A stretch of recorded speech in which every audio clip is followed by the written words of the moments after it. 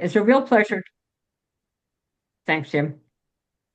It's a real pleasure to welcome Martin back again here tonight. He's done several presentations for us in the past. They're always full of amazing photos and along with deep insights into the natural world. He's not just a pretty photographer. He's really interested in nature and he understands animals and there's a reason that he's won awards. He's an internationally acclaimed wildlife photographer and cinematographer. His passion for travel and photography began when he was 8 years old, a long time, though he's not that old now. And he grew up in a family of artists and learned the craft from his father. What started with documenting local wildlife soon expanded into a lifelong journey of exploration, first through the pages of National Geographic magazine and eventually across the planet. And it's kind of interesting that Martin learned a lot about nature from National Geographic magazines and then Are you ended up being watching, Raj? represented in it. Raj, you're watching? Yeah. What happened there? Oh, someone's unmuted. Okay, somebody's unmuted there. Can you handle that, Jim? I'm looking for it. Try to track him down. Track him down. I don't know who that is. iPad 23, 2023. Yeah, should be good now. Should be good now? Okay. So Martin has worked extensively throughout the Americas and the South Pacific. And though it's his deep expertise in the Arctic and Antarctic that has brought him global recognition, his groundbreaking project, 33 Days Among the Bears, a rare and intimate study of polar bears in their natural environment, captivated international audiences when it was featured in National Geographic in 2022.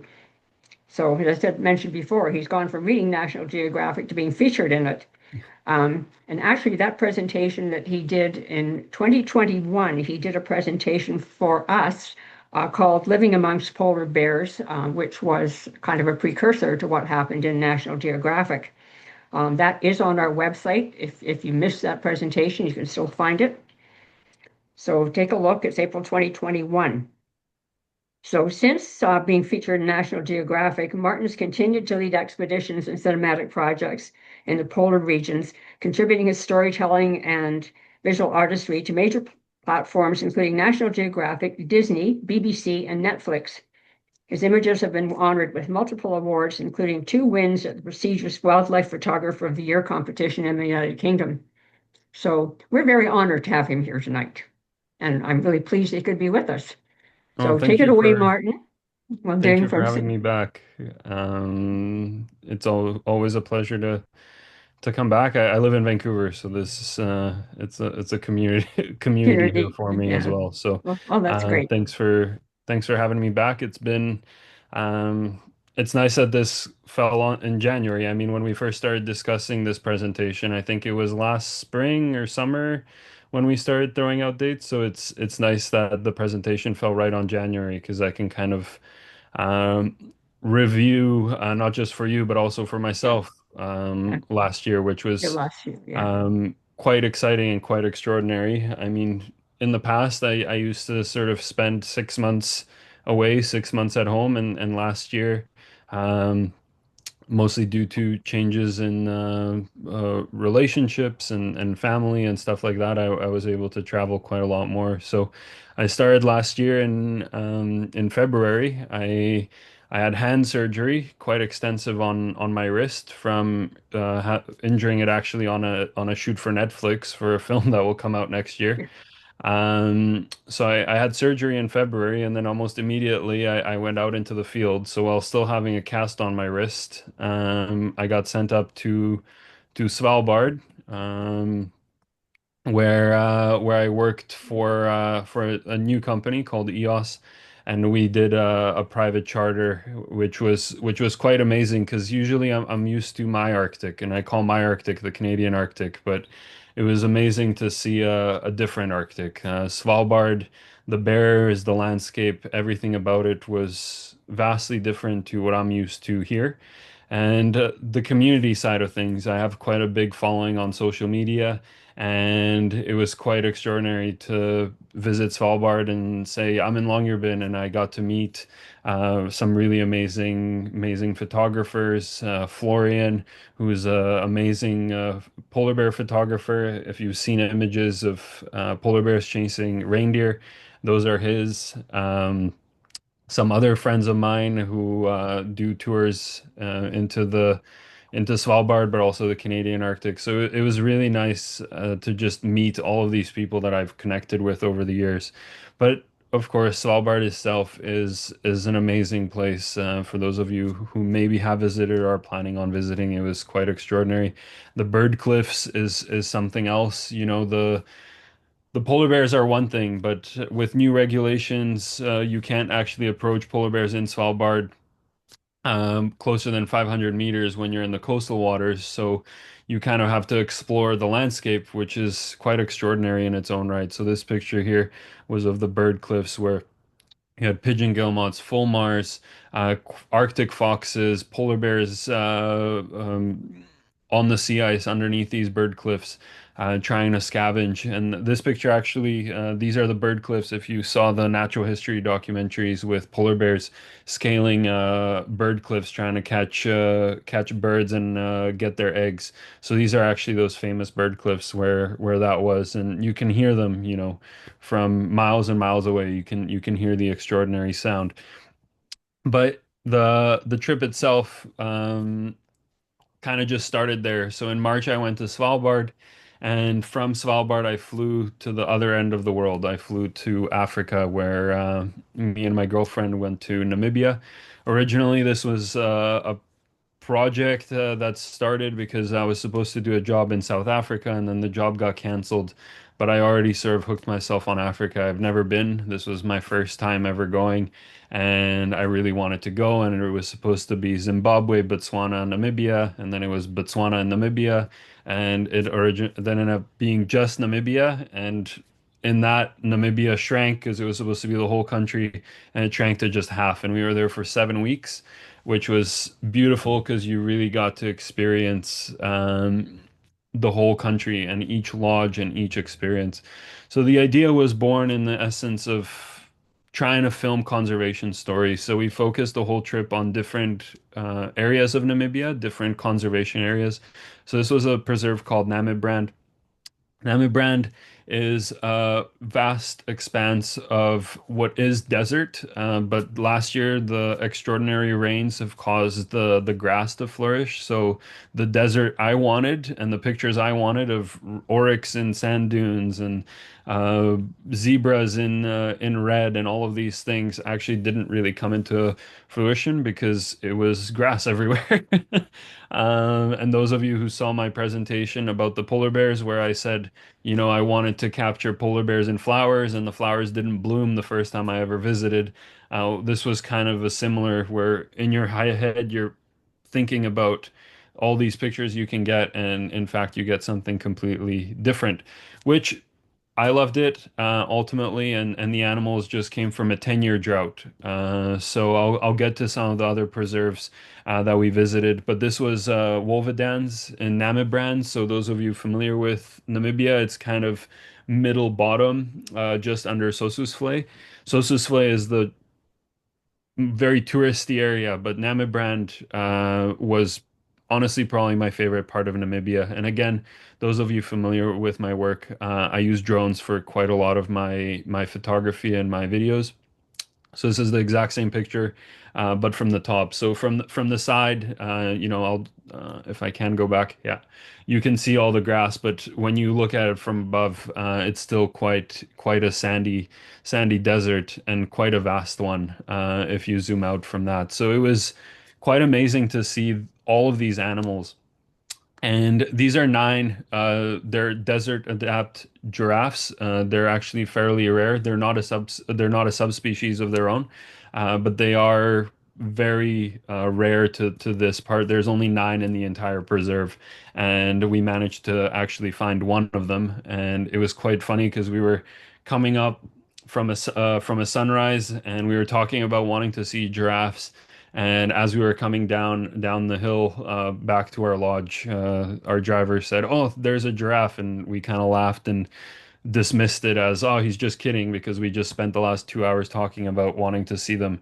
And then, sure enough, under the only tree that was in this vast desert, there was a giraffe sitting under it. So it was quite beautiful um, to see. And, of course, with that expanse of rain come all the grass that flourishes. So for the last 10 years, Namibia hasn't really seen any rains. And one of the goals of coming to Namibia, I really wanted to see fairy circles, which are these sort of circles that you see in this picture. And I really wanted to see them. And said, we have to visit these particular spots to try. And the people there said, well, we haven't seen any rain, so there haven't been any fairy circles because it all just looks like sand. And because of all the rains, the grass came up and it doesn't come into these areas where the circles are.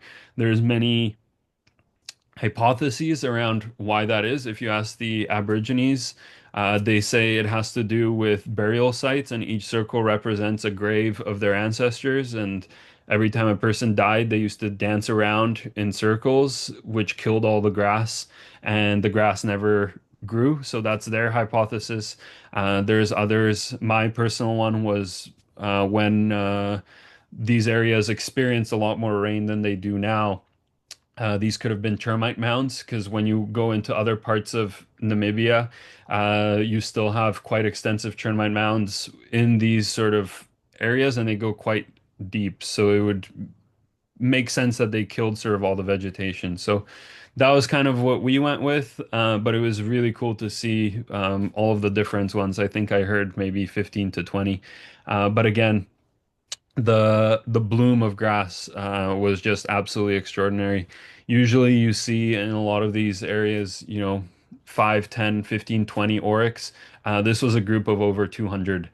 You can everywhere where you see the dust, that's where they came from. So they zigzagged all the way up to this ridge, and you can see how beautifully they blend in. I mean, if you saw this on my computer in full screen, um, there's a lot more of them in that lower corner, but you just don't see them because they blend so perfectly with the grass.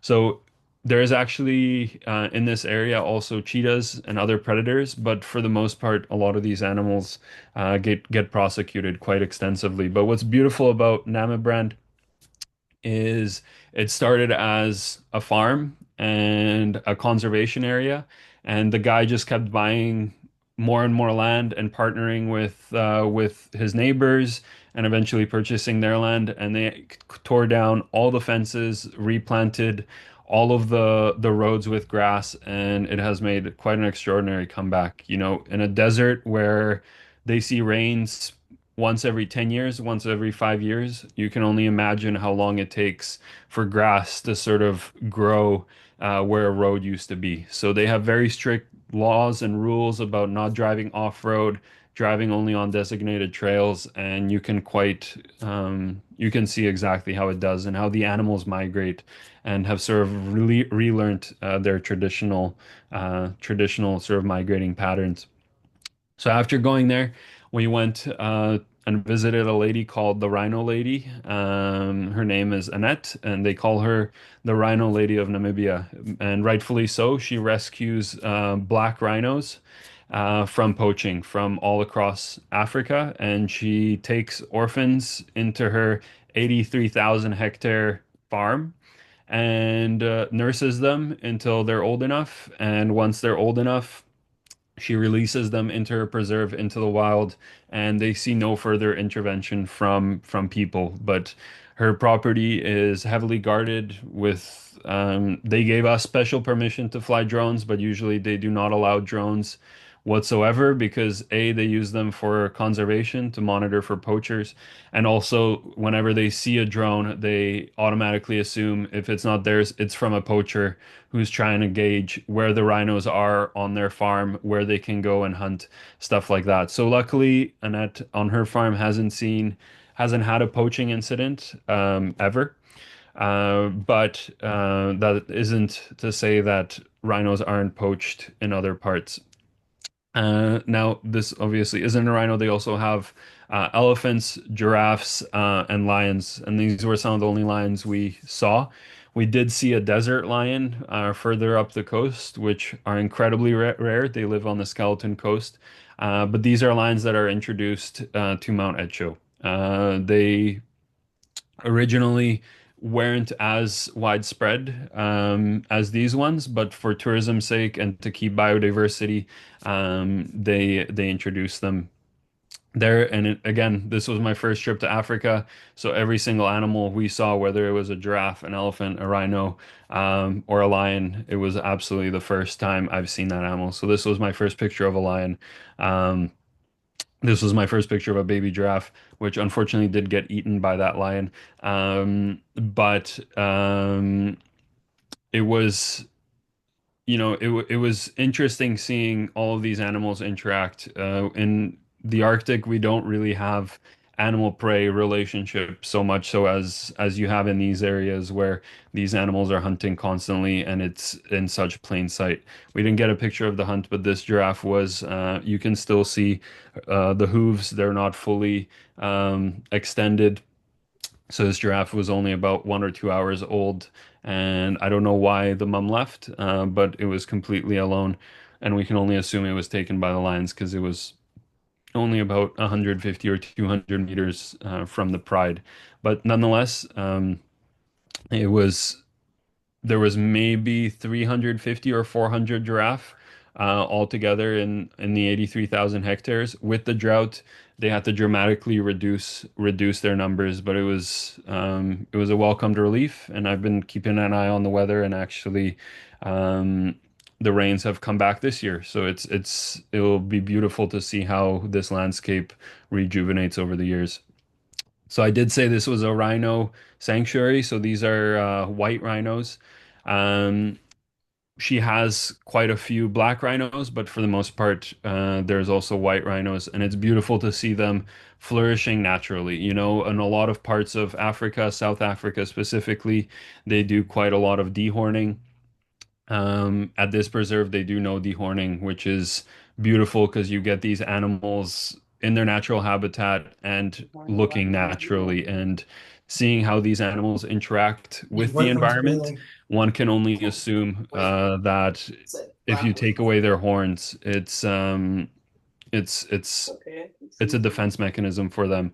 So after working with the rhino lady, we moved to work with a non-for-profit called IRA, and they preserve desert elephants. Desert elephants, again, are not a subspecies, but are desert adapt elephants, African elephants.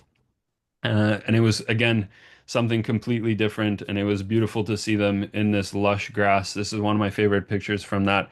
And, just for this presentation, I went through pictures for this, and I think I have 500,000 pictures from last year. So I just quickly skimmed through and said, yeah, I think this one is the best one. I think this one is the best one. I may never actually, this may be the only pictures from Africa that I see. Hopefully not, but it may happen. Um, but this was one of my favorite moments when we had this herd of elephants coming towards us. And it was interesting seeing, how you have this 83,000 hectare preserve where they have the rhinos, where the tours are heavily managed. At no point in time do you have more than one car with a rhino or with an elephant just to keep the pressure off of that animal, keep it acting naturally. Unfortunately, the desert elephants are in a what you might call crown land, or land that everyone can access. And it was unfortunate that a lot of these elephants at any point in time had 5, 10, 15, 20 vehicles around them, altering their behavior, altering that. So there was that balance of, are these animals happier in a preserve where they are fenced, or are these animals happier in an area where they can roam freely, but it comes with the consequence of all these cars? I think Namibrand, which was the first preserve we went to, was a beautiful example of how it can be both, where you have a preserve that is very carefully managed. And I know, we were the only ones with that giraffe, and that giraffe wandered off into the desert and maybe didn't see another car for 2 to 3 weeks. So there's a nice balance between potentially doing both. But nonetheless, it was a beautiful experience seeing these animals. Incredibly rare. There isn't that many desert elephants like the giraffes. Their numbers number in the dozens, not in the thousands. So it was beautiful to see these herds. We went to other preserves in between, but after this, we went to another preserve called Africat, and they focus on leopards and pangolins. And the whole idea was, again, focusing on every region and different conservations, trying to use my social media and platform to sort of share their conservation stories and their successes and show them to the world for sort of the beauty that they are and the effort that goes into conserving these animals. So this was one of the leopards, 3 years old, very cooperative in front of the camera. This was actually, he was sitting in front of the house of the owner. So while we were driving around with the car, we got a call from the owner saying, "Oh, you have the film crew? Yeah. Well, you may want to get him to our house and sit on the porch." So we sat on his porch and watched this beautiful leopard. He doesn't have a collar. All of their leopards do. And they get amazing amounts of data in terms of behavior, science, and it also helps them track these animals. So what they usually do is they have a collar on them. If the leopard leaves, it's kind of a three strike, you're out. If the leopard leaves their preserve more than three times, they assume that the leopard doesn't want to be in their preserve. They take the collar off and they let them go. A lot of the time, unfortunately, these leopards do not survive because neighboring farmlands aren't as nice to these animals, but that's not to say that they cannot thrive outside of the gates. But again, all of these preserves have 24-hour watches, and not just for the leopards, but also for pangolins. So this is a pangolin getting weighed once a month. They weigh all the tagged pangolins get weighed, surveyed, and again, it's for science because there's so The little science done Paralins, on pangolins themselves. So you see the not pangolin penguins. rolled up here, and it has a tracker screwed in onto its shell. And that's so that they can, they pull up an app, and on the app they can track all of their animals. So we got to accompany them on the weighing and measuring when they of the pangolins, which was Yeah. again quite beautiful to see because you got to see the science and the guy there. I'm awful with names, so unfortunately I forgot it. But he's been working with pangolins for in this area for 30 years. So it was quite extraordinary to see these what are incredibly rare animals and what is the one of the most trafficked animals on the planet. So seeing them again in their environment and being able to showcase them here and see them potentially in the future is quite amazing. So again, after Africa, we spent 7 weeks there.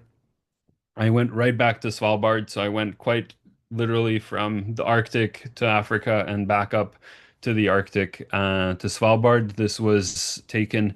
Uh, if you see pictures of a very famous glacier with waterfalls coming down from it, Paul Nicklin has that picture. It was in National Geographic. It was showcased on multiple documentaries. So we approached this glacier, and you're supposed to keep the 500 distance from polar bears at all times.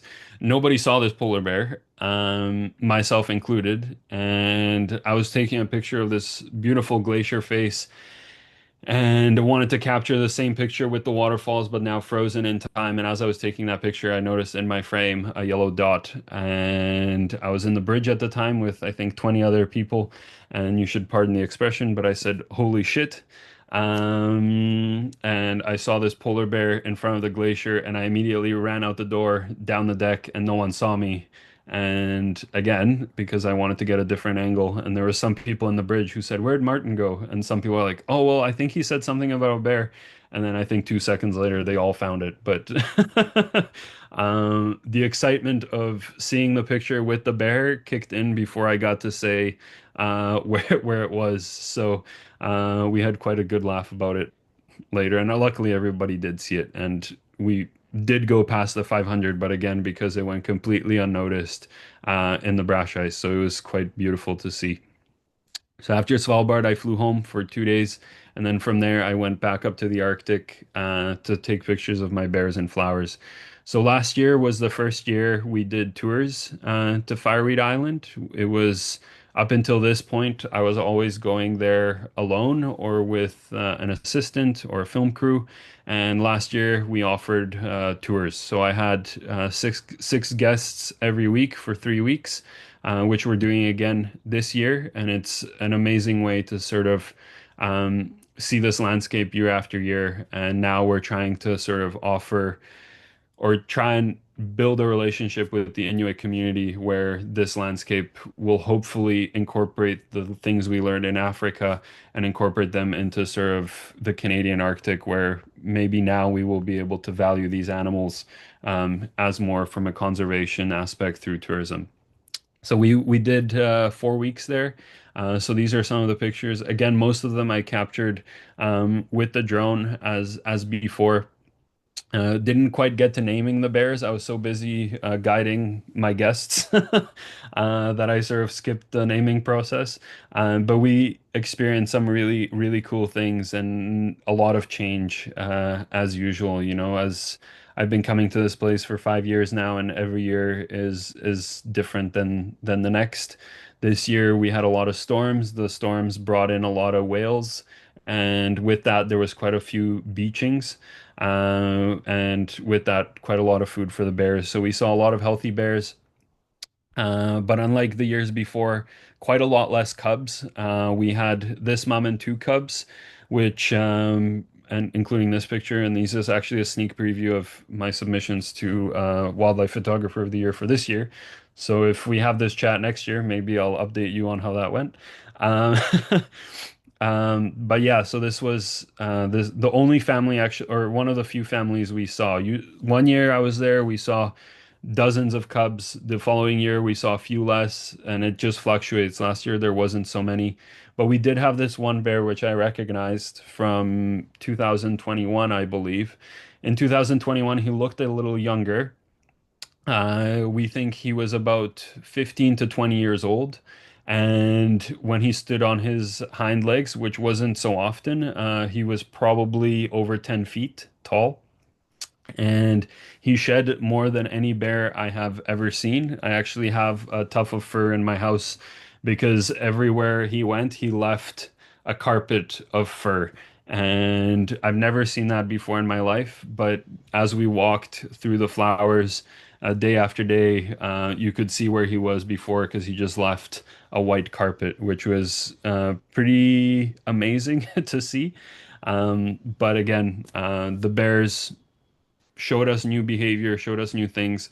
This was a family, or sorry, this wasn't a family. This was potentially a mom and her cub from we don't know when. This isn't a 2-year-old cub. It looks more like a 3 to 4-year-old. But the interactions we see with these bears, from those of you who have heard me talk about them before was quite extraordinary.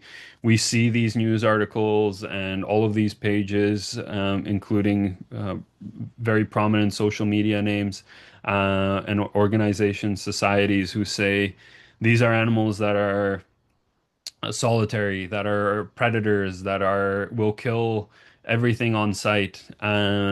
But year after year, I have yet to experience and see that. We had this dominant male who, like I said, was between 15 to 20 years old, who should be very territorial, who sat around like this almost the entirety of the time.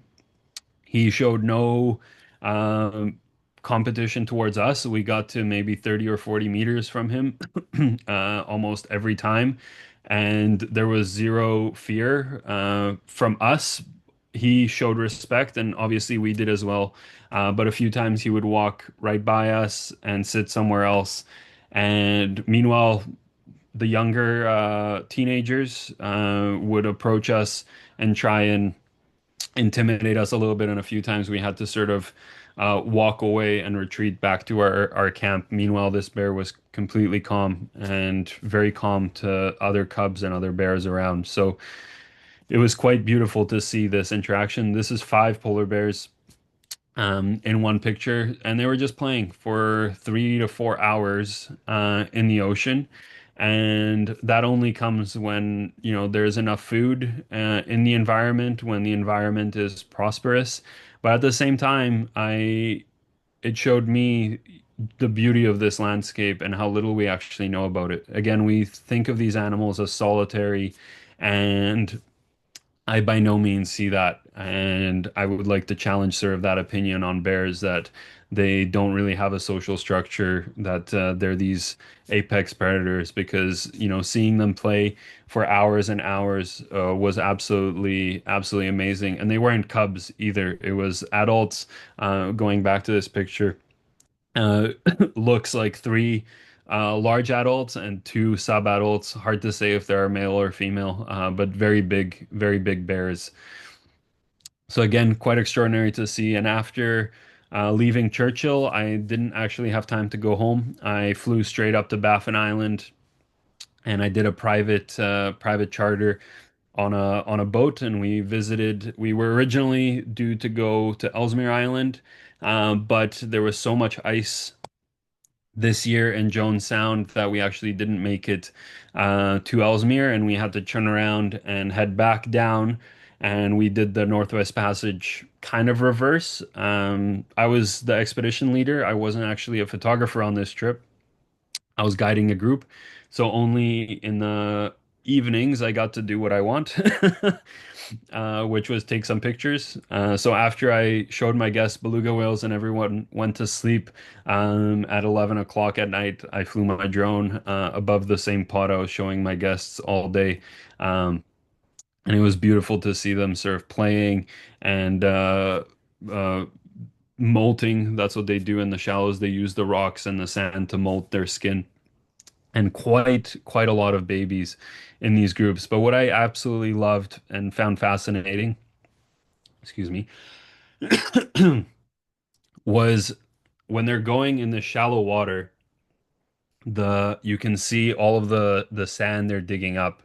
And I found that absolutely amazing.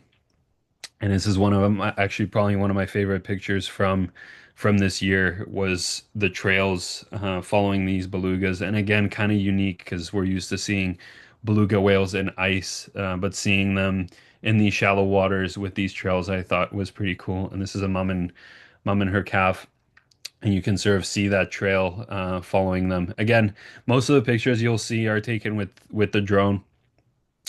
For me, again, if used correctly, with proper distances and proper etiquette to wildlife, I find adds a whole other tool for us to be able to document these animals with as little disturbance as possible. This was a herd of muskox on Ellesmere Island. We didn't make it all the way to Ellesmere, but we made it down to the south coast. Sorry, I have a slight cough from talking too much, but I apologize. Anyways, so after finishing in the Canadian Arctic, I flew straight to South Georgia, where I did a trip for Lindblad and National Geographic. Now, South Georgia, over the last 3 years, 2 years, has experienced. Sorry, I apologize. 1 second. I'm just going to grab a drink of water. Okay. Um, yeah, South Georgia, as I'm sure you've heard, the bird flu has hit South Georgia incredibly bad, and it has affected the pinnipeds a lot more than it has anything else. Um, when I was there in 2022, we saw quite a lot of elephant seals, fur seals. Some numbers show, official science numbers say there has been 60% less. In some cases, some of the colonies have got a little better. But in Grytviken, for instance, I talked to the scientist there, and he said this year was 80% less elephant seals than any other year. So the bird flu has absolutely had major consequences on the seal colonies in South Georgia. That being said, knock on wood, this year there hasn't been any reports of the bird flu just yet, and in the Valdez Peninsula on continental South America, there also hasn't been any. So hopefully, it is a positive sign that the bird flu has passed. And that's not to say there wasn't an abundance of life. South Georgia is probably one of my favorite places on the planet due to the biodiversity. But it was quite sad seeing the effects of the bird flu. Now, it has affected the elephant seals. It hasn't really affected the king penguins. To a degree, it actually has been beneficial to the king penguins because there's less stress on them on the landings. They can get to their colony a lot faster.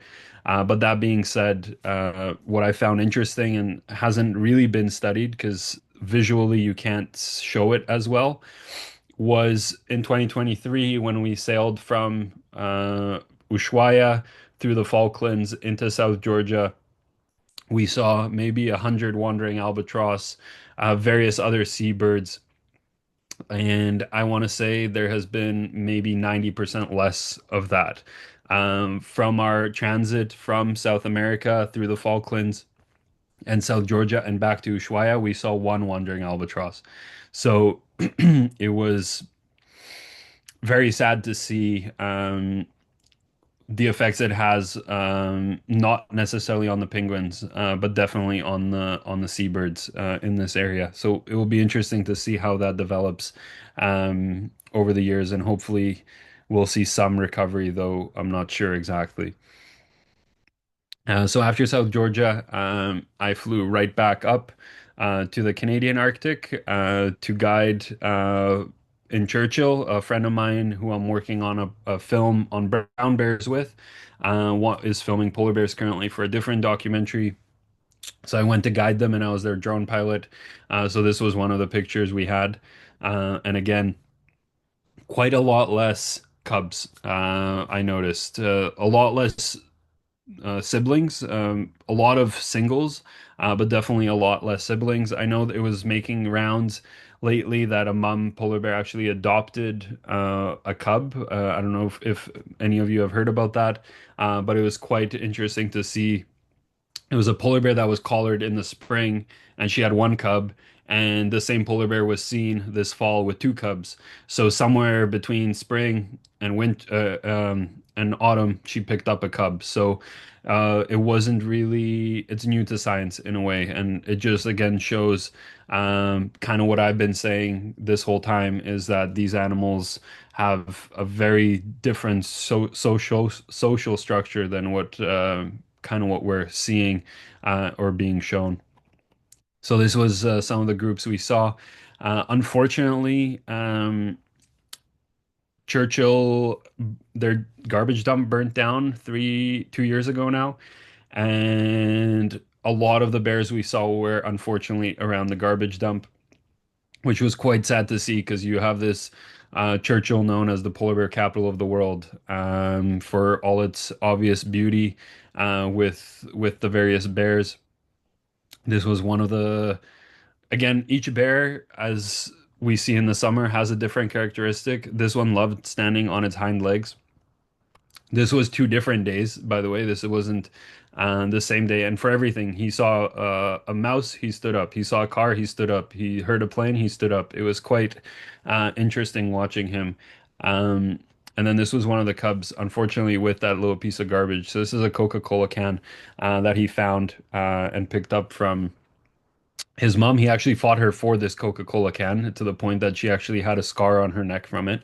But again, one of those sad things where all these organizations they constantly hammer down on us, and sometimes rightfully so, but sometimes not so much, about tourism policies and drones and 500 meters to wildlife and all of these things, when the bigger problem I find is kind of staring us dead in the face, and it's the fact that Churchill now has open pit garbage, which in a way works fine because it has an electric fence around it. The bears can't go in, but the ravens and the wind takes out, a large percentage of that garbage and spreads it across the tundra, which now the bears are eating. The Coca-Cola can, probably not the best thing for a baby polar bear. Some of the other things we saw, I saw a polar bear eat like a 12-foot piece of plastic, which probably had some meat on it. I talked to a scientist. He said that that plastic does metabolize through, like it will just come right out, hopefully, but obviously it's not a good thing for these animals. So hopefully with the funding that we're trying to set up with our polar bear tours, we hope to incorporate some of that and maybe in the future try and push these communities to a more to burn their garbage. You know, in Europe and Sweden, they burn their garbage and to generate power and electricity, and actually they have a surplus of electricity, which I think we could learn from that and incorporate it into these Arctic communities. So from this, I went right back to Antarctica again in November to be an expedition leader on a tour. And much like when I was an expedition leader in the Arctic, when we went to Ellesmere and did the Northwest Passage, it was amazing to have the power to sort of take my guests to not just where they want to go, but also where I want to tell them where to go. Over the years experiencing this area, I learned a few key places that are great for whales, and I got to sort of push our ship to go to those places. So this was a humpback whale. I used a piece of ice to camouflage my Zodiac, and I went behind the ice and eventually came up onto that piece of ice with my bow, shut the engine off, and this whale was sleeping. So he was sleeping there for, 15 to 20 minutes before going in for a dive. And I had my kayaking group and my Zodiac come and have a look and watch. Other things was this year, this is all killer whales. In this picture, there's maybe, mm, I see six, but there was a pot of around 20. Every day or every time we went to this area, we saw them. And again, like I said, having the power to influence our schedule, I saw there was a zero wind in the Gerlache Strait, those of you familiar with Antarctica, which meant that there would be absolutely no waves in an area that they sometimes call the mini Drake. And I said, you know what? We know where the killer whales are. We should probably go and have a look here, try and get a Zodiac in. And sure enough, we found the killer whales. It was dead calm, and we took the Zodiac in. And the killer whales did something to us which I wasn't expecting. In Churchill, I quite often see the belugas riding the bubbles of the Zodiac, and it was quite extraordinary to see the killer whales actually doing the exact same thing. So this killer whale came in, and for a moment, I never have this thought when I'm with polar bears or any animal, but for a moment, I had an intrusive thought, and it was I could totally just reach out like this and touch it. It was that close, and it stayed there, and they spy hopped, and they were all around us. It was really amazing to see. And again, the absolutely beautiful landscapes of Antarctica and being able to visit some of the landing sites at sunrise and sunset. We actually scouted a landing site for the next day, and this was funny because I know Antarctica and I know how rough the seas get, and the Gerlache, I would never experience zodiacking with it with killer whales on it. I didn't think I would ever experience that. And one night, we wanted to scout the landing site for the next day, and it was super calm. So we actually parked the boat, for those of you familiar, in Port LaCroix or close to, and zodiaced all the way across the Gerlache Strait, about 40 miles, to our next landing site. Checked it out and zodiaced back. That's how calm it was.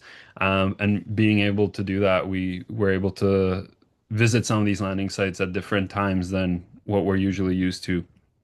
And again, having the permits to fly the drones, we were able to sort of document the bubble net feeding, the abundance of life that corresponds to the abundance of krill in this area.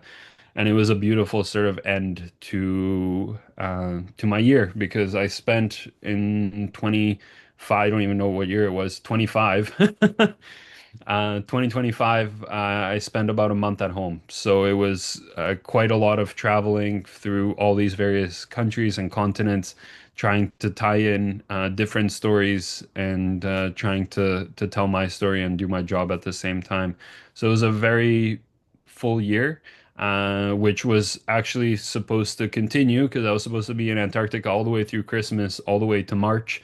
But in November, I said that's way too much. I have to spend some time at home, and I decided to spend 3 weeks at home, and I head out again in hopefully in just under a week. So yeah, I guess that's kind of that. And I'll conclude it there with this picture of the humpbacks, and I'll open it up to questions if there are any.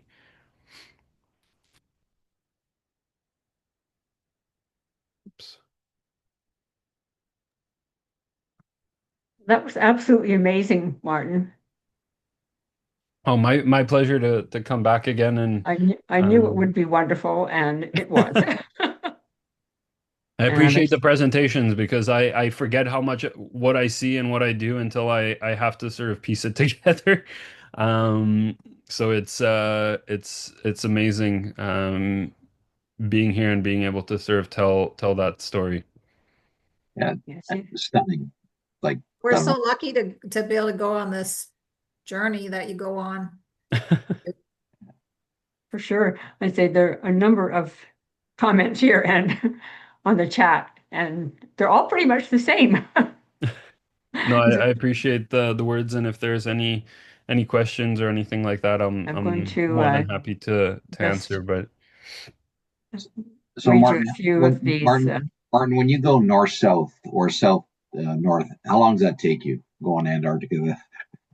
yeah, so from Vancouver, it wasn't so bad. It's that down to Ushuaia, it's depends on the connections, but it's between 20 to 30 hours.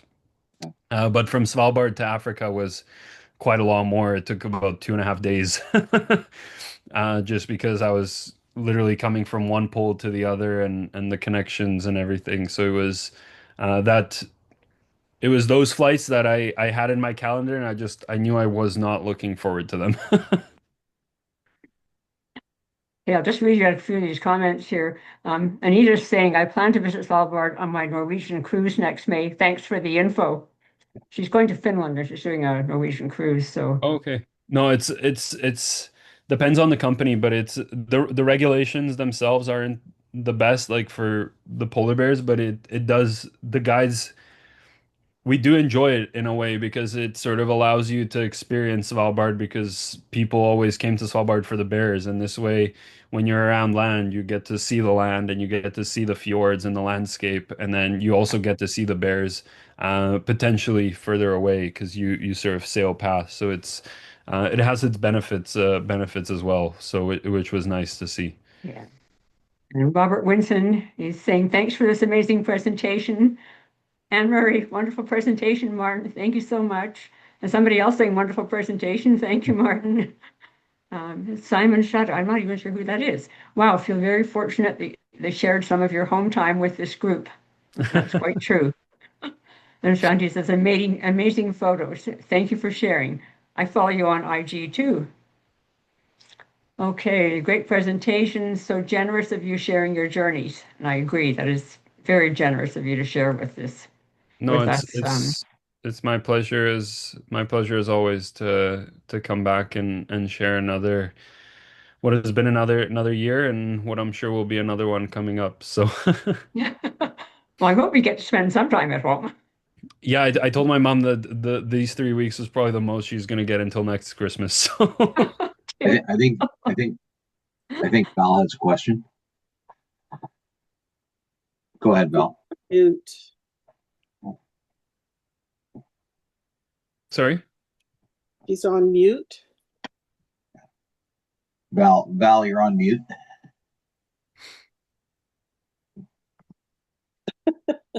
She can't hear us. Maybe Jim, you could unmute her. Hit the space bar, Val. Oh, okay. There you go. Yay! You're with us now.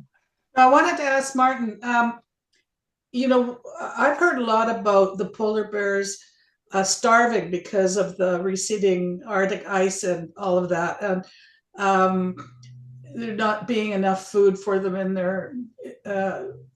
What do you see of that? I mean, you see these starving bears up there? You know, I hate to say the answer to that because I don't want my answer to by any means influence all the amazing work that is being done for, climate change and conservation of these animals. But by far, I have yet to see a starving polar bear. I have never seen one. That's not to say that they don't happen. Different polar bears in different regions are acting differently. The polar bears we see in the southern Hudson Bay, as much as it's said that their population is decreasing by a dramatic amount or by an amount. That being said, these animals have huge territories. They don't. A polar bear that is seen in Churchill may end up in Arviat, which is 1,000 kilometers away or more. And these animals, they're still feeding. They feed on. We saw three beluga carcasses, whether they were hunted by Inuit or washed up on shore through the storms. They're constantly feeding. These bears shouldn't really be feeding in the summer. That's not necessarily likely. And some of these polar bear subpopulations, and I mean subpopulations of subpopulations, which isn't really studied, are actually their fattest in September, which is when they should be at their smallest weight because they just spent all summer hunting beluga whales. So we will for sure over time see a drop in certain populations like Svalbard. Svalbard has even in December has had no sea ice around it whatsoever, which is potentially detrimental to a population. But again, they're adapting. In Svalbard, they're hunting reindeer. In Canada, they're hunting beluga whales. I think we put too much focus, like Polar Bears International, all these people, they put so much focus on climate change. Climate change, in a way, is inevitable, but these animals are still being hunted. These animals have so much other problems which are immediate and can be changed. Where I think, if we um, educated these communities to stop hunting and or stop trophy hunting and things like that, then we would actually be conserving polar bears because they're adapting and they're changing. That's why I don't think I've seen a starving polar bear, is because they're constantly finding something to eat. Yeah, yeah. Okay, well, that's good information.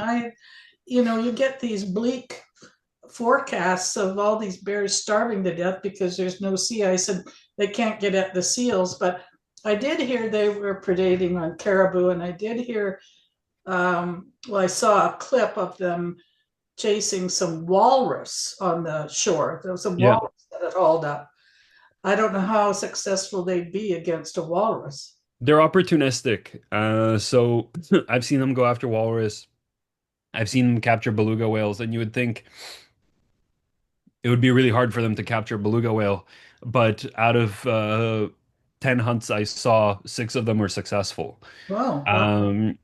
So they're very smart. They're incredibly intelligent. And like I said, they're very opportunistic. And any food they get in the summertime is beneficial to them. And just because that summer is longer doesn't mean that they're not necessarily eating, which, now we're sort of contradicting like science of, like in Churchill, you have the polar bear jail, and polar bear jail, they sometimes keep them all summer because we thought that, well, they're not eating all summer, but in fact, they are eating in the summer. And they're learning. They see another bear hunt, they're also hunting or learning to learn that technique. So I think the biggest pressure on bears is the hunting side because that eliminates potentially an animal that these animals are actually learning from in order to survive. So that's, I think, the biggest pressure. I actually didn't know that there were polar bear hunts allowed. Yeah, Canada has I don't quote me on the exact number, but it's over 500 polar bears a year. Oh, God, unbelievable. Unbelievable. Okay, there's a comment here from Simon saying that's consistent with the info we received on an expedition cruise from Iqaluit, Nunavut to Kangerlussuaq, Greenland. So Yeah, it's new theories and new knowledge that is sort of being shared. It's not common knowledge because a lot of these, organizations and societies make so much of their money on the climate change side of things. But it's sort of what we're trying to do with our knowledge of the North and our knowledge with these communities is show the Inuit people that these animals are, again, using the Africa side of conservation where the conservation groups are trying to tell the locals that they can make more money off of these animals through tourism and implementing that here because it's not really being done. Yeah. That Yeah. was really interesting, your some of your visits in Africa and the conservation that's happening there. It's really nice to see. I watched something a while back about the pangolins and was just absolutely sick. And it's nice to see that there are people trying to save them, um, along with a number of other organizations. I donate money to Fauna and Flora International. I'm not sure if you're familiar with them, I've but I've I've had the name pop up uh, on my social media. I'll send you an email if you'd like where I'll share the names of the groups we visited just if anyone wants to go to Namibia or anyone interested in doing more research on them, that way at least you can see some of the other work that's being done. yeah, okay, that'd be great. Okay, thank you. I think are we finished with questions? Anyone else? I Vicky has one. Vicky? Yeah, I just wanted a quick, although it might not be a quick answer. How how do they go about hunting beluga? So in other parts of the Arctic, they'll hunt them from the flow edge. So all the whales, narwhals, belugas, they're all going deep beneath the ice, and a lot of the time they'll go right up to the edge Okay. before diving down. And they always go in the same spot. So the polar bear will wait in that spot and wait for it to come close enough. In the summertime, they'll hunt them off of rocks. So there was a series that was done. Uh, for National Geographic, Seven Worlds, One Planet, I believe. And there was another documentary that was done, I think, for the BBC where they showcased it. If you Google Seal River polar bears hunting beluga whales, it will come up. I have a film coming out late 26, or sorry, yeah, it's 26 now. Late 26, early 27, where we filmed it for Netflix. So I'll be able to share that once it's out. Just excellent. Thank you so much. It's been a wonderful, wonderful Yeah, show. Woody, No, my pleasure. Woody. Thank you very much.